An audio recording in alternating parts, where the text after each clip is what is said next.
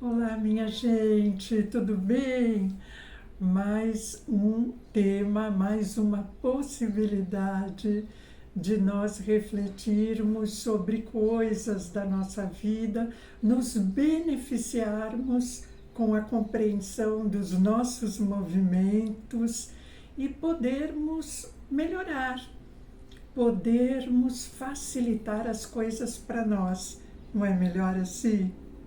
Então, hoje, o tema que eu trago aqui para nós pensarmos um tanto juntos é sobre o movimento de se atrelar àquilo que é perecível ou aquilo que é permanente.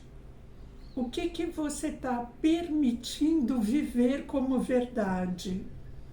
Aquilo que passa, aquilo que é passageiro, ou você está vivendo como verdade aquilo que fica, aquilo que é essencial? Como é que é? Você está ligado na aparência das coisas ou você está conectado com a verdade das coisas? Vamos ver isso mais de perto? Essa forma de lidar com as situações, de nos relacionarmos com as coisas do cotidiano, faz com que a gente acarrete para nós leveza ou pesar. E é bom que a gente observe isso. Eu quero agradecer a sua presença, você que já está comigo, você que está chegando, dizer que a gente pode montar alguma coisa para grupos de pessoas, podemos ter também atendimentos individuais, fazer algumas reflexões sobre coisas que estão acontecendo e que não estão sendo compreendidas, de repente ajudar a trazer luz para o caminho. Isso nós podemos fazer juntos. Tem um Gmail de referência, Rosane Cristine Terapeuta, @gmail.com, e a partir dessa sua intenção, digamos assim, a gente pode ver alguma coisa que pode ser interessante. Então, vamos nos aproximar um pouco desse tema de hoje, que favorece que a gente enxergue melhor as coisas que cada um de nós está fazendo com a sua vida. Porque lidar, ou melhor, nos depararmos com situações que, de certa forma, por vezes estremecem ou tiram a gente dos trilhos, né? Às vezes aborrecem, às vezes provocam raiva, descontentamento. Essas coisas, elas tendem a aparecer mais no nosso caminho quando a gente não percebe os instrumentos que nós temos para filtrar essas coisas no momento em que elas estão podendo adentrar em nós. Então, há barreiras, há filtros, há certos movimentos que nós podemos fazer que faz com que essas coisas que vêm de fora não nos capturem de uma maneira tão assim imediata. E isso a gente pode ir percebendo, sim, conforme a nossa intenção e conforme os nossos treinos, né? Tudo isso é treinável. A gente não nasce sabendo tudo isso. Quando a gente vai estudando um pouco mais sobre a mente, sobre os instrumentos que temos no nosso corpo para nos auto-observarmos, nos auto-percebermos, quando a gente vai estudando isso e a gente vai treinando isso, e isso é treino para a vida inteira, né, minha gente? Então, a gente vai descobrindo outros lados de nós mesmos. E aí, assim, às vezes a gente vê alguma pessoa, ou nós mesmos, né?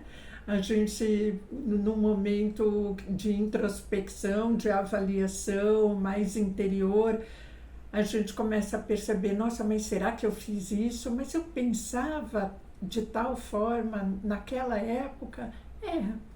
E que bom que a gente pode reconhecer que aos 20 anos, que aos 30, que aos 50, que aos 60 ou mais, nós vamos adquirindo habilidades diferentes de lidar com as questões do nosso dia a dia, de lidar com nós mesmos, de nos reconhecermos como ser integral.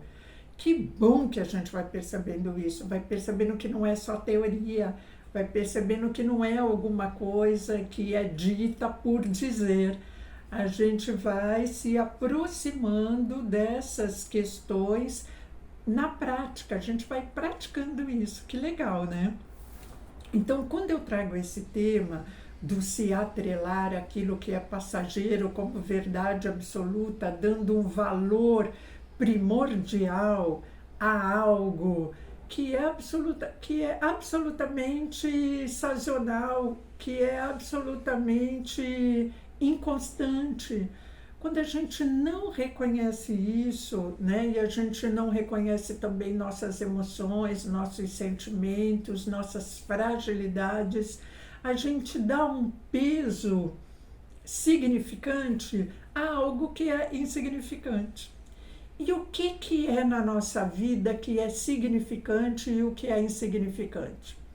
Você consegue perceber isso? É trabalho? É família? É cada dia? É o dinheiro? É o poder? É a humildade? O que é significante? É eu poder fazer coisas? É eu não fazer nada? É eu ficar acomodada? Ou eu ter atividades constantes? O que é significante? E o que é insignificante do ponto de vista concreto e do ponto de vista abstrato das emoções também. Para quais emoções você tem aberto a porta, né? Ou melhor, tem deixado a porta aberta constantemente, e para quais outras emoções você filtra, né? Você coloca um porteiro ali que te pede uma senha, né? O que pede aquela coisa, uma senha antes dela entrar. Será que isso vai ser benéfico para mim ou não? Então, essa maneira de ir filtrando as coisas, de ir barrando determinados movimentos, né, determinadas emoções, determinados fatos que possam ter peso de significância ou não na nossa vida, essa moderação, esse olhar, nós precisamos ter, né? Nós precisamos ter, porque senão a gente corre o risco de viver constantemente à beira de um estresse. E a gente ainda pode afirmar que o estresse está em algo fora. A vida é que é estressante. A vida é que é estressante, ou a vida que eu estou trilhando, nessa vida eu estou permitindo que o estresse tenha livre ingresso. Como é que é isso? Então, a atividade mental, a nossa atividade mental, a atividade mental do ser humano, ela muda constantemente, mas pode ser observada por um espectro, né, por uma parte de nós que nós podemos chamar de consciência. Quando a gente fala mente, consciência, o mental, o intelectual, são coisas diferentes. É bom que a gente perceba isso, né? A nossa mente é uma grande caixa, e esta caixa tem elementos conscientes e inconscientes. E o consciente, muitas vezes, a gente não consegue reconhecer como consciente. e vice-versa. E aí a gente vai vivendo falsas verdades. Quando a gente fala que a mente mente, é por isso, né? É porque nós estamos tão habituados a reconhecer determinadas coisas como verdade que a gente se engana, né? É verdade absoluta, por exemplo, que uma boa alimentação e simples e modesta e boa alimentação é feita de arroz e feijão. Isso é verdade absoluta? Arroz, feijão e uma carne? Arroz, feijão, uma carne, uma verdura, um legume? A nossa realidade, a nossa cultura traz alguns elementos que favorecem que a gente reconheça esses elementos como importantes, como nutritivos na nossa cultura. Há culturas que não têm o arroz e o feijão ali dentro da sua realidade. E por causa disso aquele povo não se alimenta bem? É claro que não, né, minha gente? Mas percebamos isso. Percebamos qual a alimentação dos esquimós. Percebamos qual a alimentação dos asiáticos. Qual a alimentação dos orientais. Percebamos isso. Então, a gente vai começar aí com um exemplo muito simples, né? A reconhecer que as realidades, elas são diferentes, e diferentes em cada cultura, em cada época, em cada povo, em cada lugar. E essas verdades, quando elas não são tidas como verdades transitórias, do meu momento, né, do momento que eu estou, da cultura que eu vivo, quando ela não é sentida dessa maneira, eu sou capaz de jurar de pé junto, defender um ponto de vista baseado exclusivamente na minha cultura, na cultura que eu vivo. E isso não está certo nem errado. A questão é, eu estou consciente do que eu estou vivendo, do que eu estou afirmando, daquilo que eu estou trazendo como crença para a minha mente? Porque a nossa mente, ela vai sendo viciada naquilo que faz parte do meu cotidiano, do seu cotidiano, das suas experimentações. É por isso que é importante a gente testar, né? Pelo menos a gente testar, ser observador de nós mesmos. E a nossa mente, há um lugar na nossa mente que permite isso, sermos observadores de nós mesmos. Ser observador do que a gente está sentindo e travar, né? Ter um diálogo interno com nós mesmos. Por que eu estou sentindo isso hoje? Por que tal coisa mexeu comigo? Por que eu estou dando valor àquilo que a tal pessoa me disse? Por que eu fiquei tão irritada com alguma coisa que eu ouvi? Eu apenas ouvi. Foi a afirmação que alguém fez. Pode ter sido inclusive uma calúnia. Eu sei que é calúnia, mas a pessoa fala aquilo por algum motivo, às vezes até só para me irritar.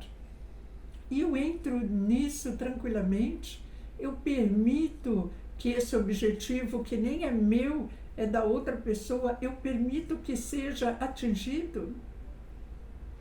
Será que eu sei tão pouco de mim que eu preciso que os outros me aprovem o tempo inteiro?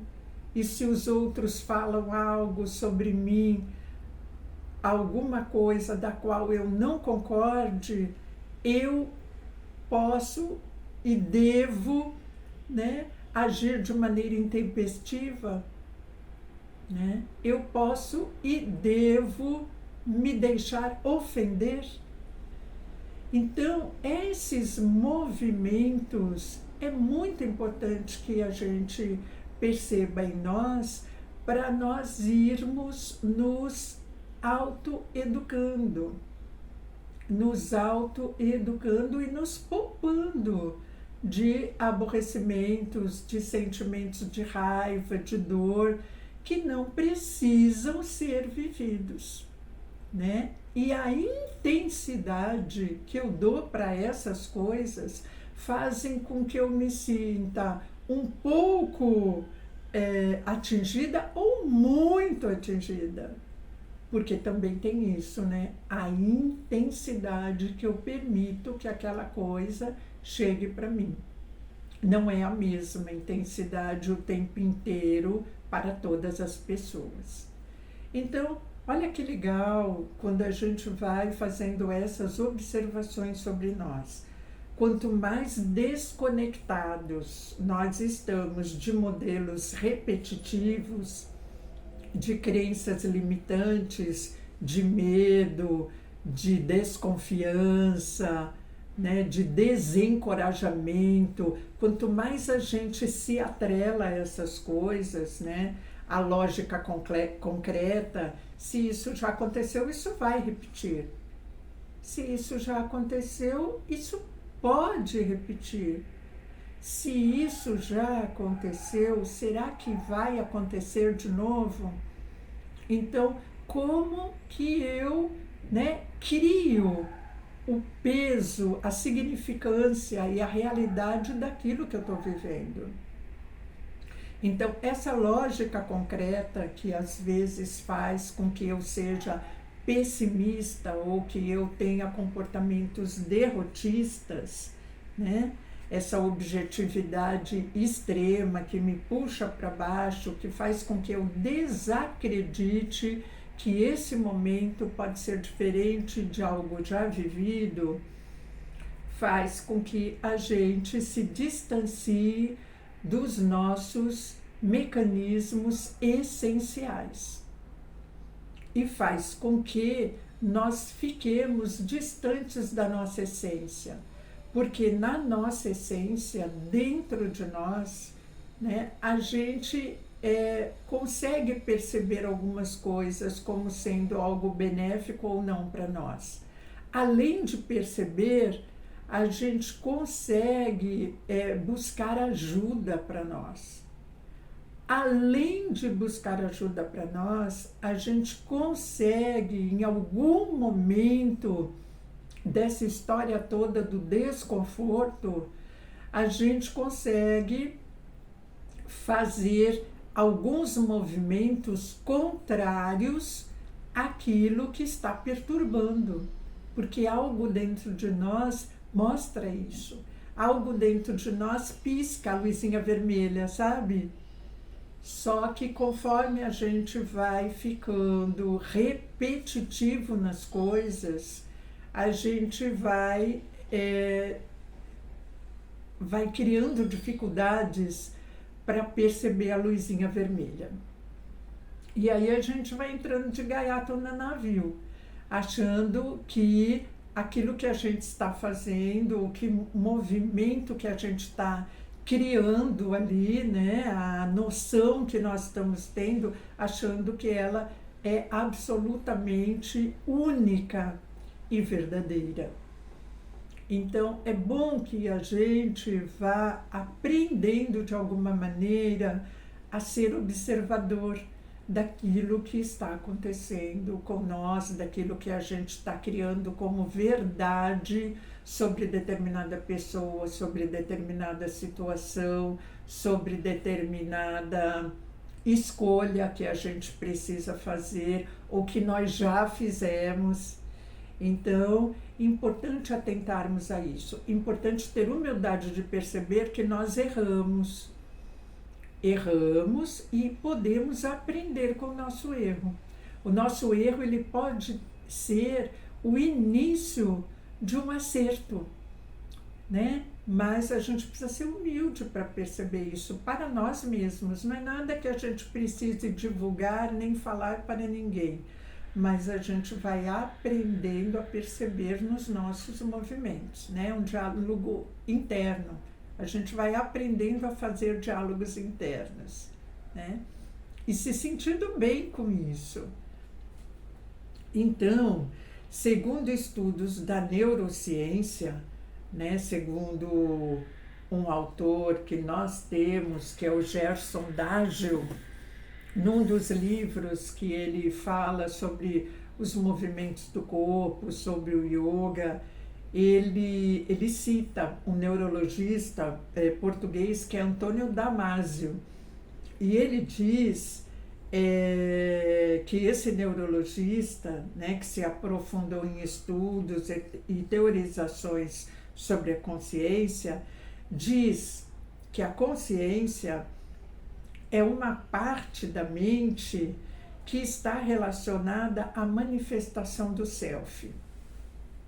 Sabe, o self, falando de uma maneira mais simples, é aquela coisa que dá a noção de quem eu sou, né? E é aquela tendência que nos faz falar de nós, nos colocar como referência para qualquer coisa, para qualquer pessoa, para qualquer assunto. Ah, mas eu faço de tal jeito. Ah, mas comigo é de tal forma, né? Então eu ouço situações e me identifico como alguém superior às situações semelhantes já vividas, né? Eu me coloco como ponto central, né? Nesse sentido, assim, das coisas que eu faço, das coisas que eu sinto, das coisas que eu penso. Então, a mente, né, segundo alguns autores, esse em particular, está relacionada a essa questão do self. Quando eu afirmo eu não gosto de tal coisa, ou eu adoro tal coisa, né, ou isso para mim não vai dar certo, ou isso é o que eu quero para mim, diz respeito àquilo que eu já tenho programado dentro de mim sobre mim mesmo. Mas será que quando eu vejo essa programação eu consigo perceber que se não é uma programação positiva sobre mim, eu posso virar essa chave? Será que eu percebo isso? Que eu posso mudar essa conexão? Né? Que eu estou não sei se controle é a palavra, né? Mas eu tenho possibilidades de fazer melhores escolhas na minha vida o tempo inteiro. Mas é claro que isso vai ser possível quando eu reconheço que eu estou tendo movimentos repetitivos e que eu posso não fazer isso de maneira tão igual mais, que eu posso não repetir o mesmo modelo. Então, essas coisas a gente vai aprendendo, né? É bom que a gente perceba que aquilo que é perecível é tudo aquilo que faz o sujeito perecer, aquilo que faz o sujeito sofrer. Tudo que deteriora é perecível. Então, essa vida material, ela é perecível, não é? Então é bom a gente perceber isso, é bom a gente perceber que a gente tem brinquedinhos para brincar a vida inteira como criança e como adulto, mas a gente precisa ter responsabilidade no manuseio desses brinquedos, né? Se eu estou com um brinquedo que molha o ambiente e que pode molhar outras pessoas, eu tenho que ter a responsabilidade de perceber essa pessoa nesse lugar, nesse momento, eu posso brincar disso? Vai aceitar a minha brincadeira? No exemplo que eu estou dando aqui para vocês, né? Então, a responsabilização sobre as coisas que a gente faz nesse mundo material, mesmo sendo brinquedinhos, mesmo sendo perecíveis, eu preciso ter. E eu não preciso dar a essas coisas, e talvez até não deveria dar a essas coisas o peso de algo essencial. Porque se a vida ela é passageira, essa vida material, isto significa que as coisas atreladas à materialidade e que me fazem sofrer estão ganhando esse poder porque eu estou dando, porque na essência, naturalmente, elas não têm esse poder, né? Elas não são essenciais. O essencial está além da aparência, está além do perecível. Então, aquilo que é permanente é aquilo que está dentro de um campo infinito, dentro de um campo de totalidade, dentro de um campo, digamos assim, incontestável. Incontestável para qualquer cultura, para qualquer época, para qualquer ser. Então, essas observações, né, quando a gente começa a fazer isso, observar isso e viver dessa maneira, né, onde é, né, que eu posso chegar? O que isso pode provocar em mim, né? Será que eu consigo, dessa maneira, reconhecendo essas coisas, praticando isso, será que eu consigo ter uma vida mais leve? Olha que bacana quando eu consigo perceber isso, minha gente. Então, isso eu trago aqui hoje para você refletir melhor. Consciência sem ondas cerebrais é possível? Mas eu não vejo as ondas cerebrais. Então tem coisa que eu não vejo que é absolutamente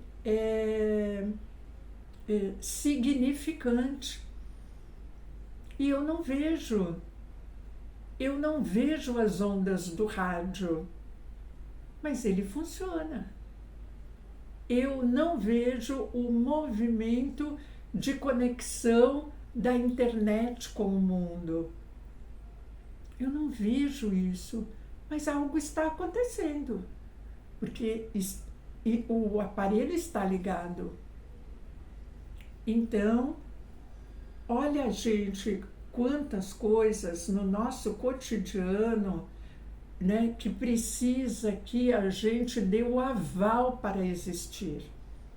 E esse aval precisa ser dado só pela ciência? E se esse aval não foi dado ainda pela ciência? Eu posso dar o aval para certas coisas adentrarem em mim, independente de provas científicas? Olha que legal essa reflexão. Metzinger é um autor, né? Ele baseia-se em dados empíricos, isso é citado por Gerson Daggio também, para dizer, né, que a consciência independe da existência de um self real.